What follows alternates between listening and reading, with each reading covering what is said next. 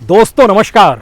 यह रायसीना हिल्स का इलाका है। रायसीना हिल्स यानी राजनीतिक सत्ता की असल ताकत का प्रतीक। नॉर्थ और साउथ ब्लॉक और उसके उस छोर पर जब आप निकल जाएंगे तो वहां राष्ट्रपति भवन का गुंबद आपको दिखाई दे रहा होगा। ठीक 8 बरस पहले यहां अंतर्राष्ट्रीय राष्ट्राध्यक्षों का जमघट था। सार्क देशों के तमाम राष्ट्राध्यक्ष भी पहुंचे थे, क्योंकि ठीक 8 बरस पहले प्रधानमंत्री मोदी शपथ ले रहे थे प्रधानमंत्री पद की, और राष्ट्रपति भवन के आंगन में इसकी व्यवस्था की गई थी और इस पूरे इलाके को वीवीआईपी के लिए पूरे तरीके से कॉर्डन ऑफ कर दिया गया था। उन्हीं की आवाजाही थी, बाकी किसी की कोई आवाजाही नहीं थी। 26 मई 2014 शपथ ग्रहण समारोह और 27 मई 2014 कैबिनेट की पहली बैठक।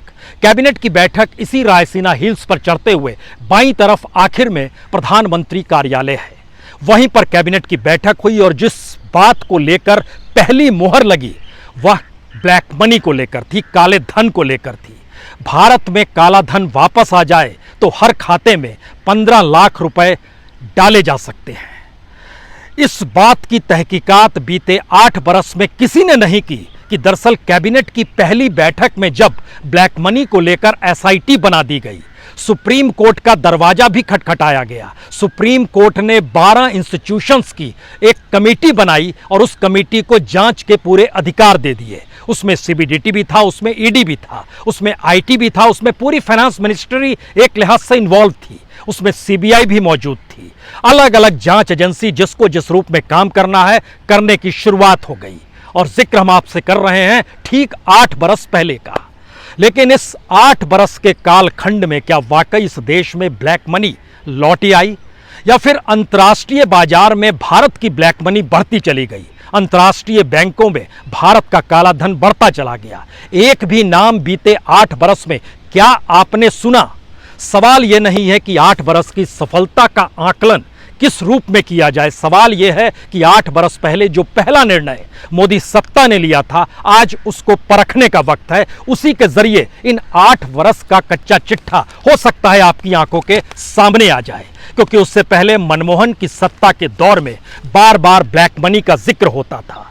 2-4 पेपर उस समय निकल कर भी आए थे। 2008 में लिंचस्टाइन पेपर निकल कर आया। 2009 में जिस तरीके से मनमोहन सिंह नामों को छुपाती है और चुनाव में इलेक्शन में ये धूम हो गई, उसके बाद 2010 में विकिलीक्स निकल कर आया, फिर 2011 में एचएसबीसी पेपर आया, 2014 में ऑफशोर पेपर भी निकल कर आया। लेकिन सवाल वहीं का वहीं अटका रह गया। जब ब्लैक मनी को लेकर इस देश में इतनी गूंज थी और 8 बरस के बाद भी हम अगर पहली कैबिनेट की बैठक को टटोलना चाहते हैं तो हमारे पास क्या होगा? यह सवाल आज की तारीख में शायद बहुत महत्वपूर्ण हो चला है, क्योंकि अगर तारीख वही है, जगह वही है, निर्णय उसी वक्त लिए गए, तो उन निर्णयों के पीछे के दस्तावेज क्या कहते हैं?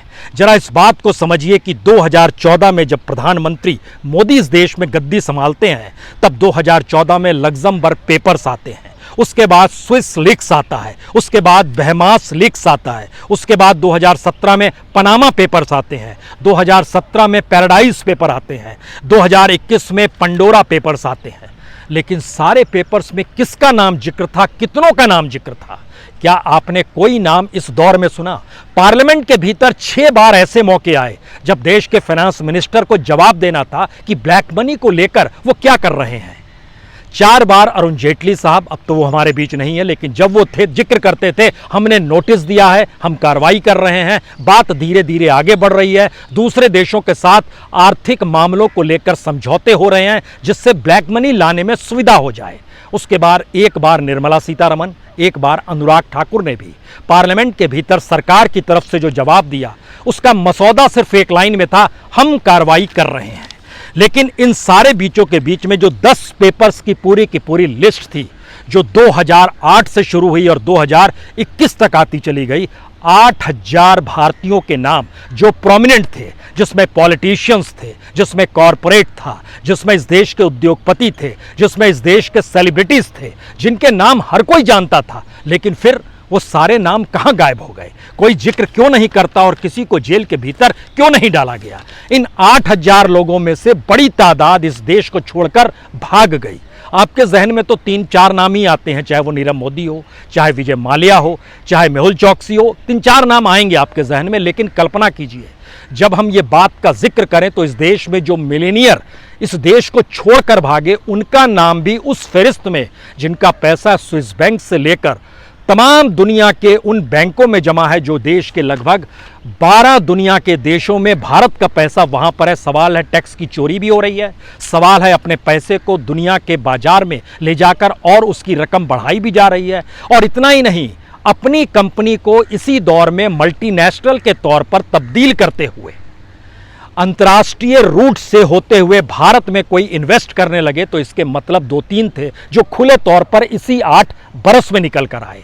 बड़ी तादाद में ब्लैक मनी बढ़ रही है, लेकिन बड़ी तादाद में पॉलिटिकल फंडिंग बढ़ रही है, बड़ी तादाद में दुनिया के अलग अलग बैंकों को नोटिस दिया जा रहा है। लेकिन इसके ठीक समानांतर इलेक्ट्रल बॉन्ड से लेकर अज्ञात सोर्सों से जो पैसा आता है, और इलेक्शन कमीशन भी इस पर कुछ नहीं कर पाता है, वह पैसे की रकम धीरे धीरे बढ़ती चली गई। भारतीय चुनाव महंगा होता चला गया, बीजेपी पॉलिटिकल पार्टी के तौर पर सबसे रईस होती चली गई, और इलेक्ट्रल बॉन्ड ने तो कमाल कर दिया। 8,000 करोड़ रुपया 2 बरस के भीतर जिस तेजी से भारत की पॉलिटिकल पार्टीज को मिला, वो चौंकाने वाला था। लेकिन सवाल फिर उसके आगे का है।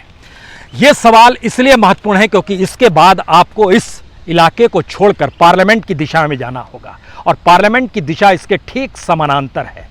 जरा ये देखिए, हमारे पीछे पार्लियामेंट का वो नज़ारा नज़र आ रहा है, जिसके ज़रिए आप समझ पाएंगे कि हाँ, ये संसद है। अब यहाँ पर बात आती है कि जो विकिलीक्स था उसमें 985 भारतीयों के नाम, तकरीबन 12 लाख करोड़ रुपया उसमें इन्वॉल्व, जिसमें स्विस बैंक में पैसा है, इसकी भी जानकारी। जो 6,500 करोड़ रुपया जो लिंचस्टाइन पेपर के जरिए निकल कर आया, उसमें 26 नाम कॉरपोरेट और राजनेताओं के, 12 नाम ट्रस्ट से जुड़े हुए। लेकिन किसी को पकड़ा गया क्या, यह भी एक सवाल है। और अगर इन सवालों के बीच आप घूम रहे हैं तो उसके बाद देखते चले जाइए। HSBC 475 नाम, पनामा पेपर 500 नाम, पैराडाइज पेपर 714 नाम, पेंडोरा पेपर्स 300 नाम। ये सारी चीज़ें बतलाती है कि जिस तरीके से भारत में कुछ कंपनियों ने खुद को दिवालिया घोषित किया, उनके नाम भी इन पेपर्स में, एक नाम का जिक्र किया जा सकता है, अनिल अंबानी का, जो भारत में दिवालिया है, लेकिन पेंडोरा पेपर में उनका भी नाम है। टैक्स की चोरी इस देश के तमाम सेलिब्रिटीज़ ने की है, और अपने पैसे को अंतर्राष्ट्रीय बाजार में लगाया है, और उस पैसे को खूब बनाया है। इसमें एक से एक सेलिब्रिटीज़ के नाम है, आप किसी का भी नाम ले सकते हैं। वह क्रिकेट खिलाड़ी भी हो सकता है, वह इस देश में पद्म भूषण पाए हुए व्यक्ति भी हो सकता है, और शायद जो नाम निकल कर आया था एक पेंडोरा पेपर में, उसमें टैक्स बचाने के लिए क्रिकेट खिलाड़ी सचिन तेंदुलकर का भी तो नाम था। तो फहरिस्त किस रूप में बढ़ती है, और भारत को लेकर जो यहाँ पर टैक्स को बचाने की प्रक्रिया और काले धन को छुपाने की प्रक्रिया में पूरा देश आ जाता है, तो सिस्टम के भीतर ब्लैक मनी धीरे धीरे एक सिस्टम का हिस्सा बन गई। इन्हीं 8 बरस में पहली कैबिनेट की बैठक, SIT का गठन, सुप्रीम कोर्ट में बंद लिफाफे में सारी जानकारी देना, लेकिन आज तक वो जानकारी निकलकर नहीं आ पाई। अगला सवाल यह है कि इसमें कैसे कैसे लोग थे, राजस्व का चूना लगाया गया, कर्ज नहीं लौटाया गया, बैंकों का NPA लगातार बढ़ता चला गया, और बैंकों का NPA बढ़ रहा है, और NPA को रिटर्न ऑफ करने के लिए सरकार ने इस दौर में लगभग 9 लाख करोड़ रुपए माफ भी कर दिए। यानी बैंक की बुक ठीक रहे, यह फिक्र नहीं है कि पैसा जो ले रहे हैं वो कहां जा रहा है, कहां खप रहा है। 132 कारोबारी थे, 80 सेलिब्रिटी थे, और पॉलिटिशियंस की कतार में सिर्फ नेशनल पॉलिटिकल पार्टी से जुड़े नेता नहीं हैं, बल्कि जितने भी छत्रप हैं, उन छत्रपों में बिहार के भी हैं, उत्तर प्रदेश के भी हैं, तमिलनाडु के भी हैं, तेलंगाना के भी हैं, आंध्र प्रदेश के भी हैं, महाराष्ट्र के भी हैं। इस हिसाब से अगर चीज़ें इस देश में ब्लैक मनी को लेकर चलती रही और नोटबंदी से ब्लैक मनी ख़त्म नहीं हुई, तमाम चीज़ें आपके भीतर एक सवाल खड़ा करेगी कि 8 बरस की सफलता असफलता का पैमाना हम रखें तो क्या रखें। और इस सवाल को जैसे ही आप आगे बढ़ाएंगे तो उसमें आपके जहन में सुप्रीम कोर्ट शब्द जरूर आएगा, क्योंकि SIT तो जो बनाई गई थी, स्पेशल इन्वेस्टिगेशन टीम थी, उसमें तमाम एजेंसीज को जो शामिल किया गया था, उसके बावजूद भी कोई जवाब सुप्रीम कोर्ट ने सरकार से क्यों नहीं मांगा। और पार्लियामेंट के भीतर उठते सवालों में सिर्फ इतना क्यों कहा गया, हम ईमानदार हैं, आप हमारी ईमानदारी पर भरोसा कीजिए, और आने वाले वक्त में हम आपको नाम बता देंगे, और उसके बाद जब पैसा आ जाएगा, अन्यथा वो पैसा फिर से छुपा लेंगे। क्या ऐसी प्रक्रिया के भीतर 8 बरस लग सकते हैं? ब्लैक मनी पर नकेल कोई दूसरा नहीं कसता है, हम ही कस सकते हैं। ब्लैक मनी ट्रांसफ़र जब पॉलिटिशियन करता है तो गवर्नमेंट की पॉलिसी क्या इस ब्लैक मनी को भी वाइट बनाने की दिशा में मशीनरी को आगे बढ़ा रही थी? यह फिर एक सवाल है और इसके लिए इस पार्लियामेंट के भीतर सवाल जवाब से इतर बाबुओं के जरिए जो पॉलिसीज़ बनती है उसके लिए इस नॉर्थ और साउथ ब्लॉक को एक क्षण के लिए फिर देख लीजिए। ये नॉर्थ साउथ ब्लॉक में ही तमाम फाइनेंस मिनिस्ट्री के लोग बैठते हैं, होम मिनिस्ट्री के लोग बैठते हैं, तमाम बड़े जांच अधिकारी, मंत्री, संतरी सब यहीं पर मौजूद है और ये पूरा का पूरा इलाका एक किसी भी सत्ता के ताकत का एहसास कराता हुआ है। अब इसके बाद अगला सवाल ये है कि इस सारे पैसे का ट्रांसफ़र क्या पॉलिटिकल हो रहा था? हमारी टीम ने इस पर एक रिसर्च किया। उस रिसर्च के बाद निकल कर आया कि इस देश में आज़ादी के बाद यानी 1952 के इलेक्शन से लेकर 1991 इकोनॉमिक रिफॉर्म आने तक की परिस्थिति में जितना पैसा पॉलिटिकल तौर पे खर्च हुआ उतना ही पैसा 1991 से लेकर 2004 तक खर्च हुआ या 2009 तक खर्च हुआ, लेकिन उसके ठीक बराबर पैसा 2013 से 2015 के बीच खर्च हुआ। और उसको इस रूप में भी समझिए कि 2004 से 2009 का इलेक्शन और 2013 तक की जितनी भी पॉलिटिकल फंडिंग थी वह लगभग 550 करोड़ थी, लेकिन सिर्फ 2013 से 2015 जैसे ही प्रधानमंत्री के लिए उम्मीदवार बीजेपी प्रधानमंत्री बनाने के लिए नरेंद्र मोदी के नाम का ऐलान करती है, कॉरपोरेट फंडिंग इस देश में शुरू हो जाती है। क्या वो ब्लैक मनी थी? उस पर कोई रोक टोक लगाने की कोशिश नहीं की गई और यह संख्या 2004 से 2013 की तुलना में सिर्फ 2013 से 2015 में दुगना था। लगभग 800 करोड़ रुपया इस दौर में निकल कर आया, कॉरपोरेट के जरिए जो जमा होते चला गया। यहाँ पर जो सबसे बड़ा सवाल निकल कर आया कि भारत की इकोनॉमी कमज़ोर हो रही है। भारत की इकोनॉमी जब कमज़ोर होगी तो रुपया कोई भी डॉलर में कन्वर्ट करने के लिए बाहर भेजेगा। और जो फहरिस्त निकल कर आती थी, अगर आप उस पीरियड में चले जाइएगा तो सीबीआई के डायरेक्टर हुआ करते थे एपी सिंह साहब, उन्होंने कहा था कि 50 लाख करोड़ रुपया ब्लैक मनी के तौर पर दुनिया के अलग अलग बैंकों में जमा है। हमने सोचा उन देशों का जिक्र किया जाए, उसमें पता चला वेस्ट इंडीज़ भी है, स्विस बैंक तो है ही, बहमास है, फ्रांस है, हांगकांग है, जर्मनी है, सिंगापुर है, लग्जमबर्ग है, ये तमाम देशों के में बैंकों में पैसा जमा है। क्या भारत की इकोनॉमी के डावाडोल होने के पीछे ये ब्लैक मनी है?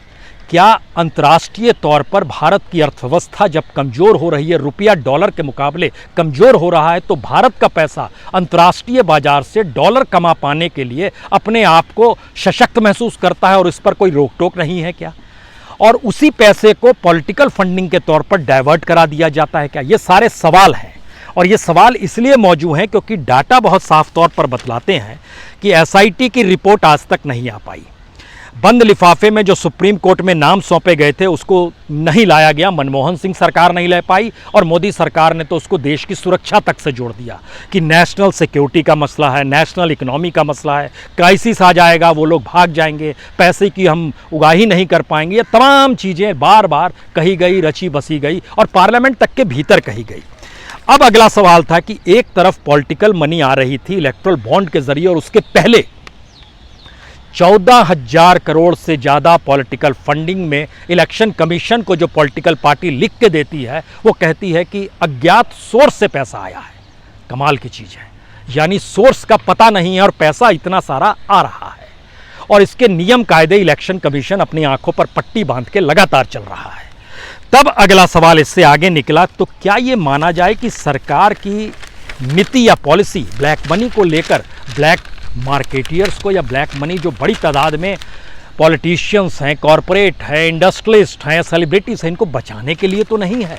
और इन 8 साल में जो इस मनी का असर था उसमें बैंकों का एनपीए बढ़ना, बैंकों के एनपीए से बचाने के लिए 9 लाख करोड़ रुपया रिटर्न ऑफ करना, उसके बाद बैंकों को बचाने के लिए बैंकों का मर्जर कर देना और उसके बाद बैंकों को बेचने की प्रक्रिया में ले आना, जैसे आईडीबीआई सितंबर तक माना जा रहा है कि बिक जाएगी। क्या वाकई ऐसी परिस्थिति इस देश के भीतर में इकोनॉमी को लेकर रही? ये सवाल कहीं ज़्यादा इसलिए बड़ा हो चला है क्योंकि इस ब्लैक मनी को लाएं या ना लाएं, लेकिन भारतीय अर्थव्यवस्था के कमोवेश हर क्षेत्र पर इसका असर पड़ता चला गया और हमें याद है 2019 के इलेक्शन से ठीक पहले पार्लियामेंट में जब बजट सत्र हो रहा था तो उसमें यह सवाल उठाया गया था। उसके लिए फिर एक बार हम जरा सा कैमरे को घुमाते हैं, जरा देखिए पीछे पार्लियामेंट का जो हल्का सा नज़ारा नज़र आ रहा है, वो पार्लियामेंट के भीतर जब ये सवाल लाया गया तो जवाब दे पाने की स्थिति में कोई नहीं था, सिवाय इसके कि आपको भरोसा करना होगा, जनता ने हमें चुना है और फिर हम चुनाव के मैदान में जा रहे हैं और अगर जनता चाहेगी तो हमें हरा देगी। लेकिन जनता ने तो और ज़्यादा वोट दे दिए। जब और ज़्यादा वोट दे दिए तो आप नीतियों को लेकर और लचीलेपन की स्थिति में आ गए या ब्लैक मनी को लेकर 2019 के बाद ध्यान दीजिए खामोशी बरती गई। सारे सवाल जवाब उसके बाद थम गए। और अगला सवाल ये आता है कि जब आप इस रूप में ब्लैक मनी रखने वालों को जगह देते हैं तो हमें लगता है कि आज की तारीख में जिक्र किस बात का किया जाए जिससे चीज़ें और कुछ साफ हो जाए। एक जिक्र किया जा सकता है पेट्रोल का, डीजल का। पेट्रोल और डीजल में जो एक्साइज ड्यूटी 2013-14 में मनमोहन सिंह थे, तकरीबन 74,000 करोड़ रुपए वो एक्साइज ड्यूटी से लेते थे, जो बढ़ते बढ़ते बढ़ते बढ़ते आज की तारीख में 4 लाख करोड़ तक पहुंच गया। जो शराब से उगाही होती थी, जो एक्साइज ड्यूटी शराब पर लगाई जाती थी, वह तकरीबन 60 से 70,000 करोड़ की थी 2013-14 में। वो बढ़ते बढ़ते बढ़ते बढ़ते 3 लाख करोड़ तक पहुंच गया। आप कहेंगे ये तो सरकार चलाना जरूरत है। हम इसके आगे एक और लकीर खींचते हैं। इस देश के भीतर में सारी चीज़ें जो हम लोग जिक्र बार बार करते हैं, या राहुल गांधी ने एक जगह जिक्र किया लंदन के भीतर में कि किसी मोनोपोली किसी एक कॉरपोरेट की कैसे हो सकती है। हम एक दूसरा सवाल आपके सामने रखते हैं। अडानीज अंबानीज को थोड़ी देर के लिए भूल जाइए। इस देश में जितने भी पेट्रोल पंप हैं उनकी तादाद जो है वो 60,789 है। इन पेट्रोल पंपों के मालिक कौन हैं? आपको जानकर हैरत होगी, लगभग 30,966 पेट्रोल पंप के मालिक पॉलिटिशियंस या उनका परिवार है। गृह राज्य मंत्री आपको याद कर लीजिए, अजय मिश्रा उनके बेटे हैं, आशीष मिश्रा, उनके नाम भी एक पेट्रोल पंप चल रहा है। पॉलिटिशियंस का कुनबा इस देश में इस तरीके से ताकतवर है जिसमें इन 8 बरस में उस पॉलिटिशियंस की ताकत में कट एंड ऑफ किया गया।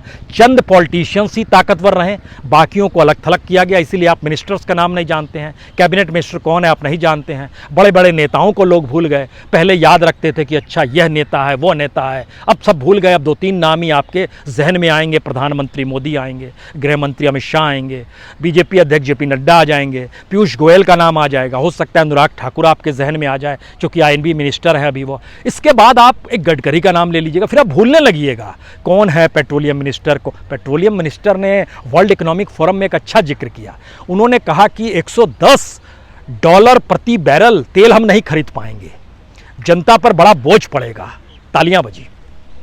लेकिन इस दौर में जनता पर जो बोझ पड़ रहा है वो देश के भीतर पॉलिसी बनाने वाले ब्यूरोक्रेट्स है और नेता जो उसको निर्देश देते हैं, दोनों ने खामोशी बरत ली है।